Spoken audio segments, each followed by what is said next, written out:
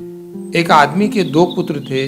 दोनों थे तो सगे भाई, पर एक दूसरे के बिल्कुल विपरीत। एक जहाँ बहुत कंजूस था, दूसरे को बहुत फिजूल खर्ची की आदत थी। घर वालों ने दोनों को समझाने के बहुत प्रयास किए, पर दोनों अपनी आदतों को नहीं छोड़ पा रहे थे। पहला न अपनी कंजूसी छोड़ता और दूसरा न अपनी फिजूल खर्ची से बाज आता। एक बार गांव के करीब ही एक महात्मा का आगमन हुआ। वृद्ध पिता ने सोचा, क्यों न उन्हीं से इस समस्या का समाधान पूछा जाए, और अगले ही दिन वे महात्मा जी के पास पहुँचे।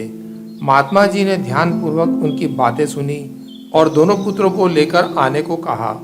पिताजी तय समय पर पुत्रों को लेकर पहुँचे। महात्मा जी ने पुत्रों के सामने अपनी बंद मुट्ठियाँ घुमाते हुए कहा, बताओ, यदि मेरा हाथ हमेशा के लिए ऐसा ही हो जाए तो कैसा लगेगा?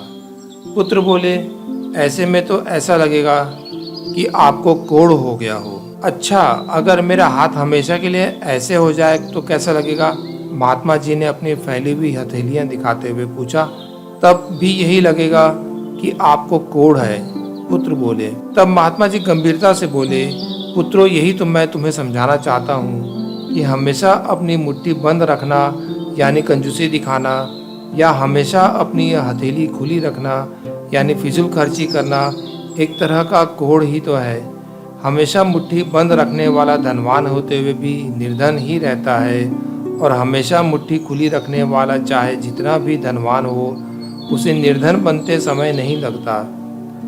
सही व्यवहार है कि कभी मुट्ठी बंद रहे तो कभी खुली, तभी जीवन का संतुलन बना रहता है।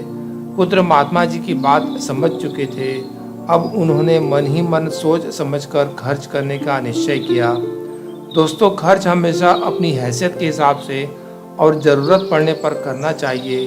अगर कम खर्च करने से काम चलता हो तो पैसे बचाकर उचित जगह पर निवेश कर देना चाहिए, क्योंकि समय का कोई भरोसा नहीं होता। इसका यह मतलब नहीं कि वर्तमान समय को न जिया जाए। इसे एक उदाहरण से मैं आपको समझाता हूँ कि अगर आप एक मिठाई के छोटे टुकड़े करके हर एक टुकड़े को स्वाद लेकर खाएंगे तो आप ज़्यादा आनंद का अनुभव करेंगे, और वहीं आप बहुत सारी मिठाई भी खाएंगे तो भी आपको कोई विशेष आनंद का अनुभव नहीं होगा। बाकी आप समझदार हैं, चुनाव आपका है।